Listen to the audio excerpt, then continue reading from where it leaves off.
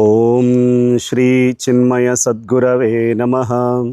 ఓం శ్రీ కృష్ణ పరబ్రహ్మణే నమః.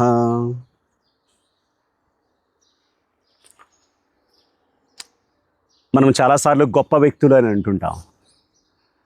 గొప్ప వ్యక్తులు గొప్ప గొప్ప పనులు చేయరట, సాధారణమైన పనులనే గొప్పగా చేస్తారట. All great people, they don't do great things. They do ordinary things extraordinarily. మనం ఇంతకుముందు శ్లోకంలో నీ యొక్క దృష్టిని, ఏకాగ్రతని పని మీద ఉంచు, ఫలితం మీద కాదు అని చెప్పుకున్నాం. కానీ ఈ రోజుల్లో ఏమైందంటే అసలు ఏ పని చేయాలి? చాలామందికి జీవితం యొక్క లక్ష్యం ఏమిటో, ఏ పని చేయాలో, మనము ఒకవేళ చేసే పని ఎందుకు చేస్తున్నామో తెలియకుండా చేస్తూ ఉన్నాం. సోషల్ మీడియాలో చాలా బిజీ అయిపోతున్నారు. సోషల్ మీడియాలో లైకులు కావాలని కోరుకుంటున్నారు. ఇంతకు అసలు ఆ సోషల్ మీడియాలో ఎందుకు బిజీ అవుతున్నామో, ఎందుకు మనం లైకులు కావాలని కోరుకుంటున్నామో మనకే తెలియదు. ఆలోచించండి. అండ్ సోషల్ మీడియాలో మనకి ఏది ట్రెండ్ అవుతుందో మనకు బాగా తెలుసు, కానీ మన మైండ్లో ఏం ట్రెండ్ అవుతుందో మనకు తెలియదు. ఇది విచిత్రమైన పరిస్థితి. మనం కొన్నిసార్లు సిటీస్కి వెళ్ళి, ఈ మెట్రో సిటీస్ ఏవైతే ఉన్నాయో, ఒక చోట నిలబడి చూస్తూ ఉండండి. పోతూ ఉంటారు, అర్ధరాత్రి కూడా పోతూ ఉంటారు. అస్సలు ఖాళీ లేకుండా, రోడ్లు ఖాళీ లేకుండా పరిగెత్తు ఉన్నారు. దేనికోసం పరిగెత్తున్నారో చాలాసార్లు తెలియకుండా పరిగెత్తున్నారు. నాకు ఒక పూజ్య గురూజీ వారు చెప్పిన కొటేషన్ గుర్తొస్తుంటుంది. You may win a rat race but still you are a rat. నేను గెలిచాను, సాధించాను అని అనుకోవచ్చు. ఒక ర్యాట్ రేస్లో గెలిస్తే నువ్వు ర్యాట్వే అవుతావు. చిన్నప్పుడు చదువుకున్న పోయమ్స్లో ఒకటి,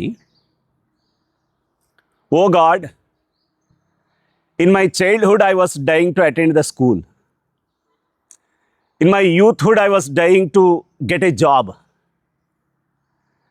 In my middle age I was dying to earn money. Now I have become old. I am really dying today. Alas, I forgot to live. నేను నా చిన్నతనంలో స్కూలు పోలేక చచ్చిపోతూ ఉన్నా. చదువు అయిపోయింది, యూత్ అయిన తర్వాత జాబ్ సంపాదించలేక చచ్చిపోతున్నా. సరే, ఎట్లా జాబ్ సంపాదించాను, వివాహం చేసుకున్నాను, కుటుంబం. మిడిల్ ఏజ్లో ఆ కుటుంబ పోషణకు ఈ డబ్బు సంపాదించలేక చచ్చిపోతున్నా. అలా నా జీవితం పరిగెడుతూ నేను ఇప్పుడు ముసలివాడిని అయిపోయాను. నిజంగా చచ్చిపోతున్నాను. అయ్యో, అసలు బ్రతకడం మర్చిపోయాను సరిగా. మనము చేస్తున్న పని ఎందుకు చేస్తున్నామో, ఇక్కడ పని చేయటం ముఖ్యం కాదు. ఏ దృక్పథంతో, ఏ యాటిట్యూడ్ తోటి, ఏ లక్ష్యంతో పని చేస్తున్నామో. ఎప్పుడైతే మన లక్ష్యం ఉన్నతంగా ఉంటుందో, మన లోపల ఆ తృప్తి కూడా ఉన్నతంగా ఉంటుంది, ఆ సాటిస్ఫాక్షన్ కూడా ఉన్నతంగా ఉంటుంది. కానీ మన లక్ష్యం ఎప్పుడైతే ఒక సెల్ఫిష్నెస్తో కూడుకుంది, స్వార్థపూరితంగా కూడుకుంది, మన కోరికలతో కూడుకుందంటే చివరికి మనకి మిగిలేది అలసట, అసంతృప్తి, ఆందోళన. ఇక్కడ చేస్తున్న పని వెనక ఉద్దేశము చాలా ప్రధానమైనటువంటి అంశం. ఏ ఉద్దేశంతో పని చేస్తున్నావో, ఏ లక్ష్యంతో పని చేస్తూ ఉన్నావో. మన లక్ష్యం పవిత్రంగా ఉంటే మన పనులు పవిత్రంగా ఉంటాయి. మన లక్ష్యం గొప్పగా ఉంటే మన యొక్క పనులు కూడా గొప్పగా ఉంటాయి. కానీ ఆ గొప్పదైనటువంటి లక్ష్యం లేకుండా కేవలం నా కుటుంబము, నేను నాది అనేటువంటి ఈ సెల్ఫిష్నెస్, సెల్ఫ్ సెంటర్డ్గా ఎప్పుడైతే మనం పనులు చేస్తామో, చివరికి మనకి మానసిక అలజడి, ఆందోళన తప్ప ప్రశాంతత ఉండదు. జీవితం యొక్క చివరిలో ఏమి మిగలదు. మనమేం గొప్ప కార్యాలు చేయనవసరంలా. చిన్న పనుల్నే ఏ లక్ష్యంతో, ఏ దృక్పథంతో చేస్తున్నాం. ఒక ఉదాహరణ చెప్తారు. 1962లో అప్పుడు జాన్ ఎఫ్ కెనడీ గారు అమెరికా అధ్యక్షులుగా ఉన్నారు.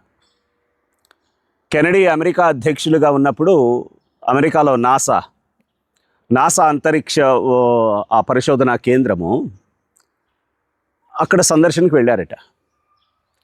తను అధ్యక్ష హోదాలో వెళ్ళి అందరినీ పలకరిస్తున్నారు, అక్కడ పనిచేసే వాళ్ళందరినీ కూడా ఎలా ఉన్నారు, ఏంటి, ఏం చేస్తున్నారు ఇట్లా అని. ఈ సందర్భంగా అటు వెళ్తూ ఒక పారిశుద్ధ కార్మికుడు, క్లీన్ చేసే వర్కర్ ఉంటాడు కదా, తను ఫ్లోర్ తుడుస్తూ ఉన్నాడట మాప్ కర్రతోటి. ఇట్లా ఏంటి, ఏం పేరు, ఎలా ఉన్నావు అంటే, ఏం చేస్తున్నావు? అధ్యక్ష, నేను మనిషిని చంద్రుడి మీదకి పంపించే ప్రయత్నంలో సహాయం చేస్తున్నాను అధ్యక్ష అన్నట్ట. వాస్తవానికి తను చేస్తున్న పని క్లీనింగ్ పని, శుభ్రం చేసే పని, మాపింగ్ వర్క్. కానీ అధ్యక్షుడికి సమాధానం, ప్రెసిడెంట్కి ఏం సమాధానం చెప్పాడు తెలుసా? అధ్యక్ష, నేను మానవుణ్ణి చంద్రుడిపైకి పంపించేటువంటి ప్రయత్నంలో నేను సహాయం చేస్తున్నాను అన్నట్టు. చూడు, తను ఏ దృష్టితోటి ఆ చేస్తున్న పని. ఒక సాధారణమైన పని కావచ్చు, సాధారణమైనటువంటి పని వెనక కూడా తనకు ఉన్నటువంటి దృక్పథం ఏదైతే ఉందో ఇది తన యొక్క మానసిక శక్తిని ఉత్తేజపరుస్తుంది, తన యొక్క ఆలోచనని మార్చేస్తుంది. ఉదాహరణకి ఈ పనిని 2 రకాల ఆలోచన చేస్తే, కేవలం క్లీన్ చేసేటి పని, శుభ్రం చేసేటి పని, నేల తుడిచేటువంటి పని, నేను ఒక ఉద్యోగిని జీతం కోసం పని చేస్తున్నాననేటువంటి ఉద్దేశం ఉంటే, లేదు నేను మానవుణ్ణి చంద్రుడిపైకి పంపించే ప్రయత్నంలో సహాయం చేస్తున్నాననేటువంటి దృక్పథానికి, ఈ రెండింటికి చూడు చాలా ఎంత తేడా ఉందో ఆ చేసేటువంటి పని. అప్పుడు ఆ పని చేస్తున్నప్పుడు ఇతడు ఎలా చేస్తాడు? నేను జీతం కోసం పని చేస్తున్నానని చేస్తాడు. కానీ ఇక్కడ ఒక ఉన్నతమైనటువంటి ఆలోచన ఉన్నటువంటి వాడు, నేను మానవుని చంద్రుడి కోసం పంపించే ప్రయత్నంలో నేను పని చేస్తున్నాను. ఇతడు సాయంత్రం 5 అవ్వగానే నేను పోవాలని ఇతడు ఆలోచిస్తుంటాడు, కేవలం జీతం కోసం పనిచేసేవాడు. ఇతడు సాయంత్రం 5 ఇది కాదు, నేను శుభ్రంగా పని చేస్తున్నానా లేదా, చక్కగా అందరూ కూడా ఇక్కడ వారు పని చేసుకోవటానికి లేదా వారు పెట్టినటువంటి వస్తువులు శుభ్రంగా ఉంచడానికి నేను కృషి చేస్తున్నానా లేదా ఆలోచనలో ఉంటాడు. ఇతడికి ఎంతసేపటికి కూడా జీతం వచ్చిందా లేదా అని ఆలోచిస్తుంటాడు. కానీ ఇతనికి ఒక సాటిస్ఫాక్షన్, ఆత్మసంతృప్తి. ఇతనికి కూడా జీతం వస్తుంది, ఇతనికి కూడా డబ్బు వస్తుంది, డబ్బుతో పాటు ఆత్మసంతృప్తి ఉంది. కేవలం జీతం కోసం పనిచేసేవాడికి ఆ జీతం లేకపోతే టెన్షన్ వచ్చేస్తుంది. ఇక్కడ నేను ఇక్కడ ఒక వృత్తి కోసం చేసే పనిలాగా అనిపించట్లా. మీరు చూడండి, నీ వృత్తి ఏదైనా కావచ్చు, నీ పని ఏదైనా కావచ్చు, నీ ప్రాజెక్ట్ ఏదైనా కావచ్చు, కానీ ఆ ప్రాజెక్ట్ వెనక, ఆ వృత్తి వెనక, ఆ పని వెనక నీకు ఆరాధనా భావం ఉన్నదా లేదా, ఇది ప్రధానమైనది. చాలామంది ఈ కొటేషన్ సులభంగా చెప్తుంటారు, వర్క్ ఈజ్ వర్షిప్ అని. పనే ఆరాధన. ఇక్కడ వర్క్ ఈజ్ వర్షిప్ అంటే కేవలం పని చేయటం వర్షిప్ కాదు. కొంతమంది, స్వామీజీ మా ఆయన చాలా వర్క్ ఈజ్ వర్షిప్ అనేటువంటి ఫిలాసఫీ నమ్మేవాడు, తను ఎప్పుడు గుడికి సత్సంగాలకు రాడు, తను పని మీదే ఉంటాడు స్వామి. స్వార్థపూరితంగా కేవలం సెల్ఫిష్నెస్తో పని చేయటము వర్క్ ఈజ్ వర్షిప్ కాదు. పనిని ఆరాధనా భావంతో చేస్తున్నావా లేదా, పనిని సేవాభావంతో చేస్తున్నావా లేదా. సేవాభావంతో చేసే పని, ఆరాధనా భావంతో చేసేటి పని వర్షిప్ అవుతుంది. ఈ కాన్సెప్ట్ని, ఈ ఆలోచనని గీతా పంచామృతంలోని 3వ శ్లోకం తెలియజేస్తుంది.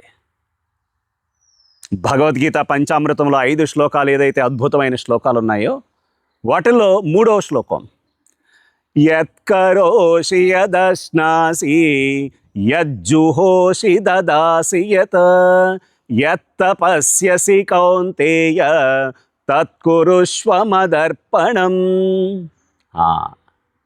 చూడండి, యత్కరోషి, నువ్వు ఏ పని చేసినా, యత్కరోషి తత్కురుష్వ మదర్పణం, భగవంతునికి ఆరాధనగా చెయ్యి. ఆరాధనగా చేయటం, పనిని ఆరాధనగా చేయటం, ఎంత చిన్న పని అయినా సరే భగవంతునికి ఆరాధనా భావంతో. యద్ అశ్నాసి, చివరికి నువ్వు భోజనం చేసిన, ఏమైనా తిన్నా కానీ ఆ ఆరాధనా భావన. యద్ దదాసి, ఎవరికైనా ఏదైనా దానం చేసావు, ఏదైనా ఒక గిఫ్ట్ ఇచ్చావు, అది కూడా ఏంటో తెలుసా, ఆరాధనా భావంతో. యజ్జుహోషి, లేదు నేను ఒక హోమం చేస్తున్నాను, ఒక వ్రతం చేస్తున్నాను, ఒక పూజ చేస్తున్నాను, అది కూడా ఆరాధనా భావంతో.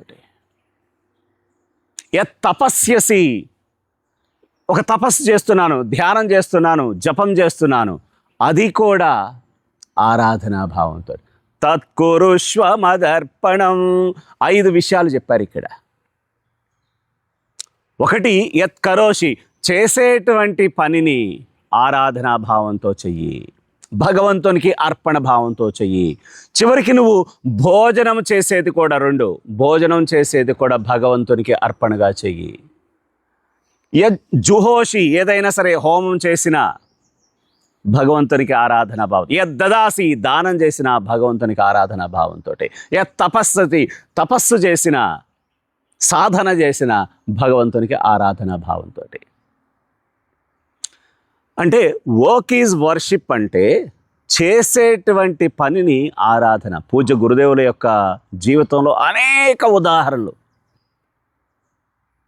పూజ్య గురుదేవులు స్వామి చిన్మయానందజీకి ప్రతిరోజు, ఆ రోజుల్లో సెల్ ఫోన్ లేవు, ఇంటర్నెట్ లేదు, ప్రతిరోజు 100ల కొలది ఉత్తరాలు వచ్చేవి. భక్తులు రాసేవారు అనేకమైనటువంటి సందేహాలు, ఆధ్యాత్మిక విషయాలకు సంబంధించి ఇలా అనేక ఉత్తరాలు రాసేవారు. ఒకరోజు గురుదేవులు వచ్చినటువంటి ఉత్తరాలన్నీ కూడా చూస్తున్నారట. ఒక బ్రహ్మచారి గురుదేవులకి హెల్ప్ చేస్తున్నారట, సహాయం చేస్తున్నారు. జనరల్గా మనం ఏం చేస్తాము, ఒక ఉత్తరం వచ్చినప్పుడు వెంటనే ఈ చివరిని ఇలా చించేసి, గురుదేవులు అన్నారు, నో అలా కాదు, చక్కగా నీట్గా ఒక కత్తెర తీసుకొని శుభ్రంగా చివరిన కత్తిరించి నిదానంగా ఆ ఉత్తరం తీసి అందులో ఉన్నటువంటి విషయాన్ని చదివి, అప్పటికప్పుడు తన యొక్క లెటర్ హెడ్ తీసుకొని ఈ ఉత్తరానికి ప్రత్యుత్తరం రాసేసి నీట్గా ఫోల్డ్ చేసి కవర్ మీద అడ్రస్ రాసి మళ్ళా చక్కగా లోపల పెట్టి ఇది అంటించేసి, ఎంత అంటే అది చూస్తుంటే ఆ పనిని ఒక పూజలాగా, భగవంతునికి ఒక పుష్పం అర్పిస్తే మనం ఎంత భక్తిభావంతో అర్పిస్తామో, గురుదేవులు ఉత్తరం రాసిన దాన్ని ఒక పూజలాగా, ఒక ఆరాధనలాగా చేశారు. అప్పుడు గురుదేవులు ఆ బ్రహ్మచారితో అన్నారట, we're doing his work, we should do with outmost devotion.